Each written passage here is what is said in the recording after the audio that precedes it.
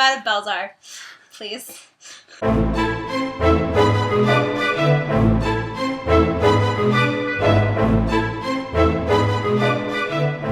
We have a special book for you. We do have a special book.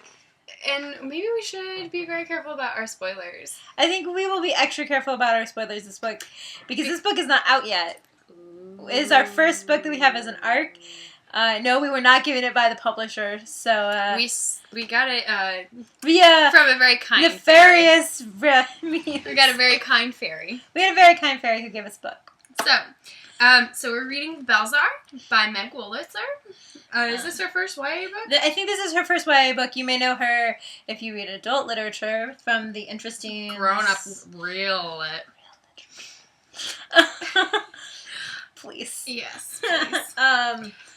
So now we're going to make her take herself seriously.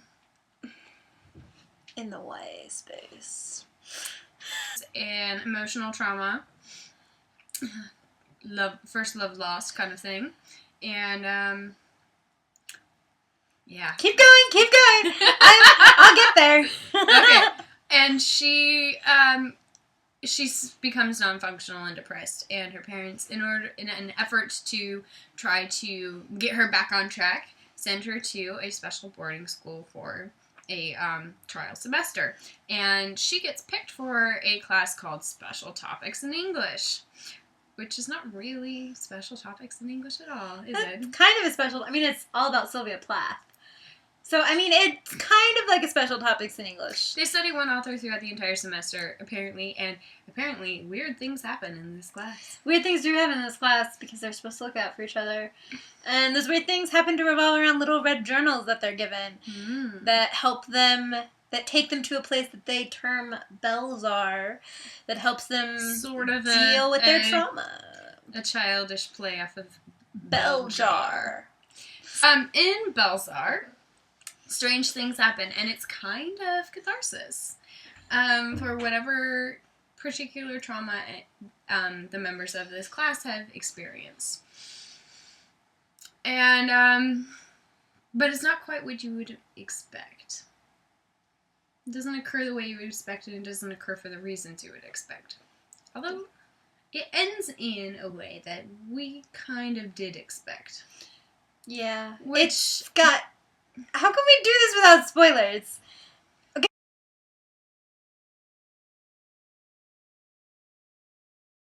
We can start at the end. Let's start at the end. It's a very good place to start.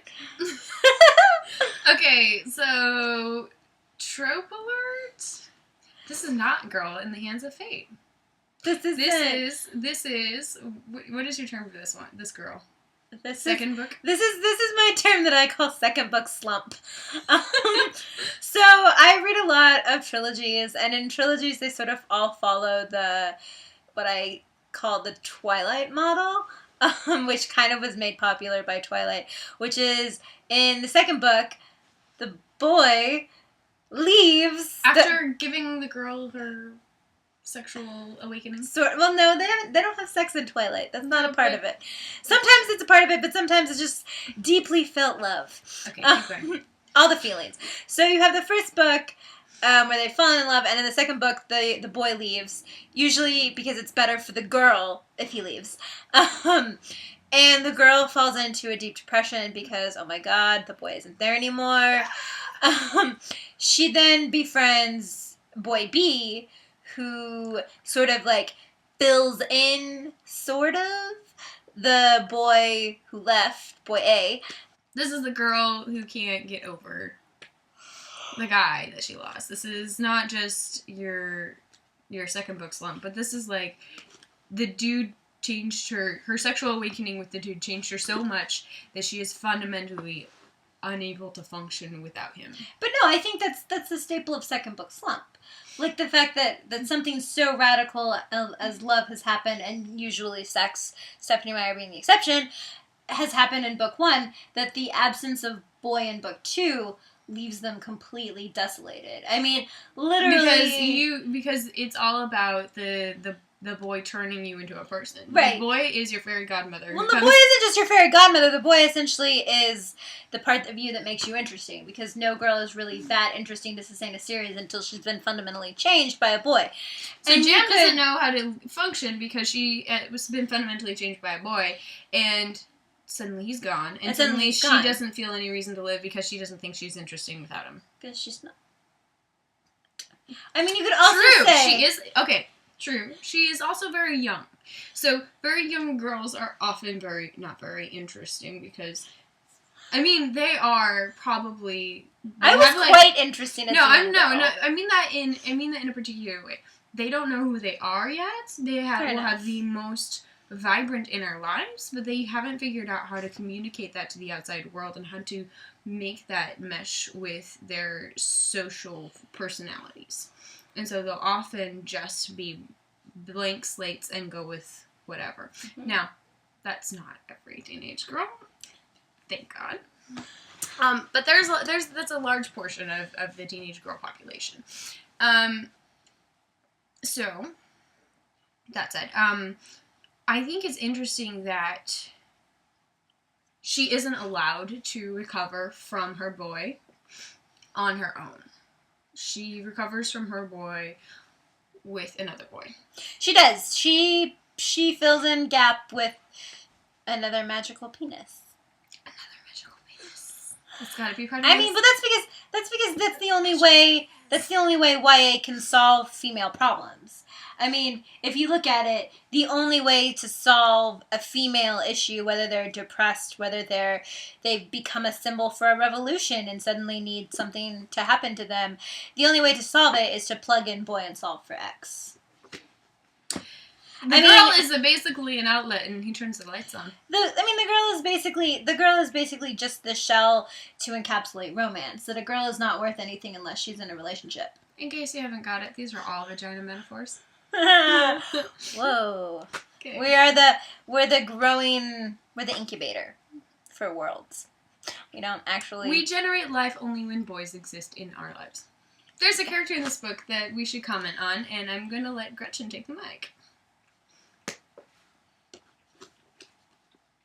Please don't hit me. I'm not going to hit you. So this book, it features a character in the book who has a disability. Congratulations to it. We need diverse books. This is not what we meant. This is not what we meant at all. I mean, for all intents and purposes, it chose the most stereotypical disability you could do, which is to put a person in a wheelchair. Which, and also, like, someone who wasn't born disabled because people don't think that would be relatable. Because people don't think being born disabled is relatable, and because it's a girl, and if you look out throughout literature, you can be a boy and have a natural born disability, you cannot be a girl and be naturally disabled. It almost does not exist. There is literally, like, a book where you are naturally disabled. Congratulations. So... Unfortunately, Meg Wolitzer, you don't get a cookie for your disabled character. No cookies. I think that the thing that I think bothers me the most about this disabled character, and the thing that bothers me most about the discussion of disability and how we represent disabled characters and all that, is how we talk about bitterness. Because I think we always we either completely make them entirely bitter, or it's like they're rainbows and sunshine. And I actually just recently drafted a blog post on this. I can't wait. I'll link it and I'll post it before I post this video. But I basically say it's kind of like, so if you're familiar with feminist thought, you know that women are sort of subcategorized by the virgin-whore dichotomy. And you can either be a virgin or you can be a whore. Disabled people, you kind of have the same dichotomy of you can be the saint, a.k.a. the person who is perfectly happy and doesn't mind, and it's just, you know... A walk to remember. Walk to remember. Who? Or you can be the bitch. And that's kind of... There's no middle ground. There's no really deeper thought process. It's one or the other. And I think it's a bigger discussion of bitterness to be had, because Casey's biggest problem is to solve her bitterness, which she does also by plugging in a boy and solving for X. Everyone in this class is being forced into that box of you cannot be angry, you cannot be depressed, you cannot be bitter. You must go to this place and this school will fix you, and then you can be the nice, saint, happy person. It's not just a, like, have you suffered? Do you have depression? Do you have have you struggled with mental illness? Have you, do you have a disability? What is your story? It's a gendered divide. Men are allowed to be angry. And if a woman is angry, she's called bitchy or strident or shrill. If she's bitter, she gets called similar things. These negative emotions are not culturally acceptable for women to have. Well, because it's always like, just accept yourself, or like just move past that and people will love you. Like, dear sweet fragile little thing. You need to. You're being forced to be a Victorian paragon of feminine gentility. It doesn't exist. I'd rather be a little bit of a bitch. Angels in the house? Fuck that. So, when we have Casey, she's the quintessential bitter, disabled girl. Yep.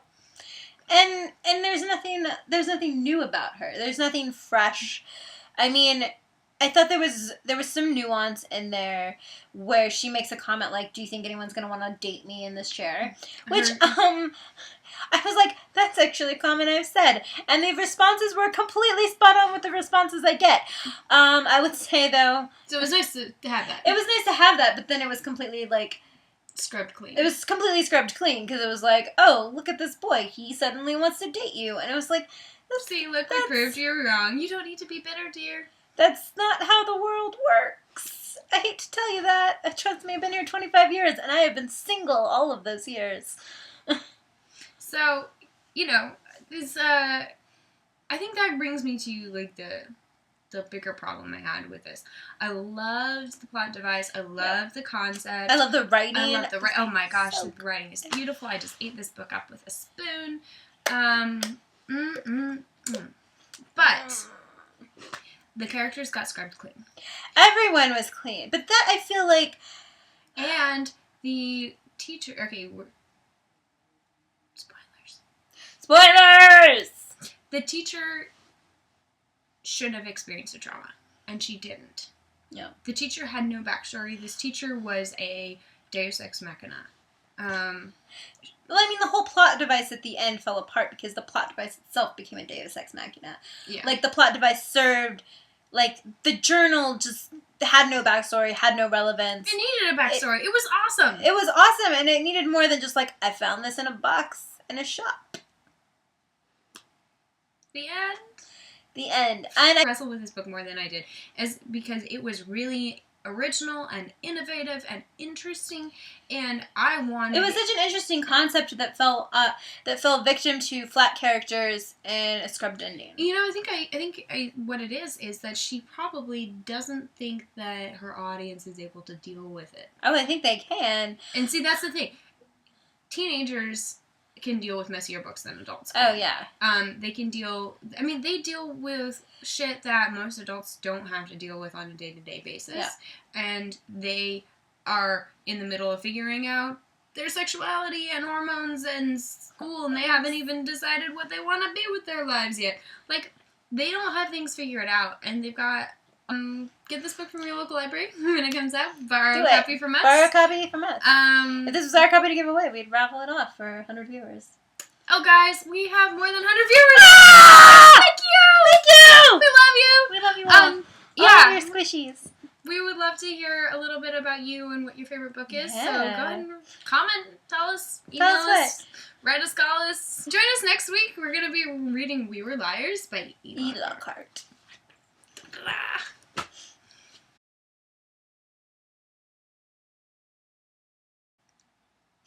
Okay, I don't wanna focus. It's been a long week, ladies and gentlemen. Serious faces now. Nope, they don't exist tonight.